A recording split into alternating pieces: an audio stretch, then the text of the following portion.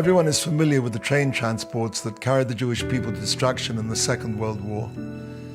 To coordinate the transport of millions of Jews on railways and into death camps with timing so precise that the victims walked out of the boxcars and into the waiting gas chambers required a computer. In the 1940s, however, such a computer did not exist. But there was another invention that could do the same job: the IBM punch card sorting system. IBM, primarily through its German subsidiary Deutsche Mechina or DEHOMAG, produced for Hitler some thousands of these embryonic computers. Card sorting facilities were established throughout Europe, and in every major concentration camp, Jews were moved from place to place, gassed or systematically worked to death, and their remains, their hair, their gold fillings, their spectacles and their pets were catalogued, all with icy automation. The mechanized slaughter of millions of human beings, an unthinkable task, had become orderly, even banal. The unspeakable had become the unremarkable.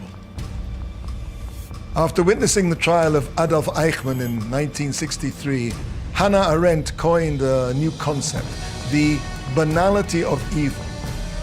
Arendt labored to make sense of how people who seemed so overwhelmingly ordinary, banal, had been capable of such monstrous deeds.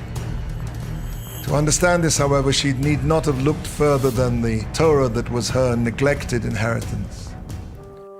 In the book of Eicha, Lamentations, the prophet Yirmiyahu, Jeremiah, catalogues with terrible poignancy the destruction of Jerusalem and its people.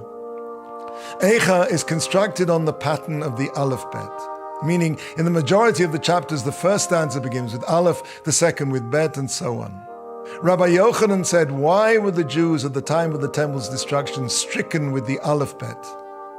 Because they transgressed the Torah that was given through the alphabet. What did Rabbi Yochanan mean when he said that they were stricken, they were hit by the alphabet? Did the letters themselves get up and assault them?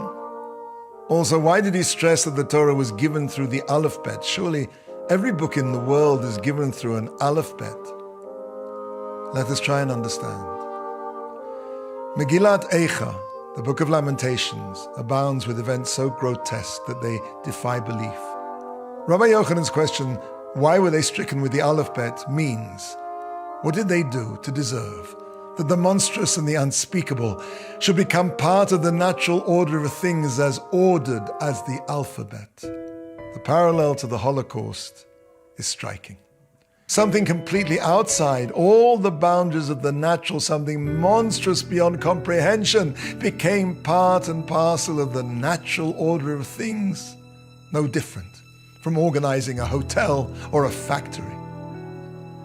If we take those letters and build words that express hatred, racism, intolerance, immorality, if we build a world of selfishness, a world of greed and atheism, then those very letters, the order of the world itself, could rise against us again. There's no privilege without responsibility.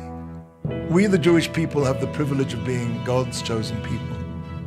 Our responsibility is that we must be a light to the nations, that our actions, our thoughts, our words should be illuminated by the keeping and the learning of our Holy Torah.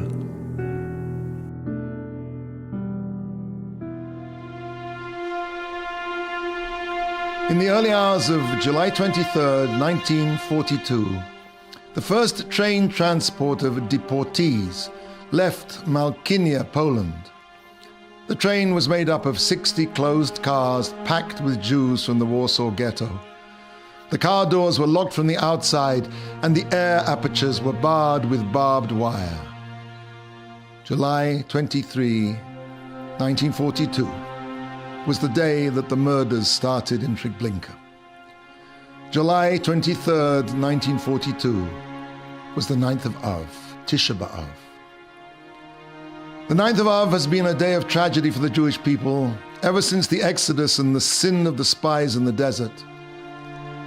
In Auschwitz, there was of all things a chapel.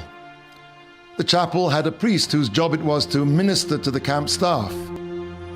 Day after day after day, he watched as train after train after train disgorged its desperate human cargo.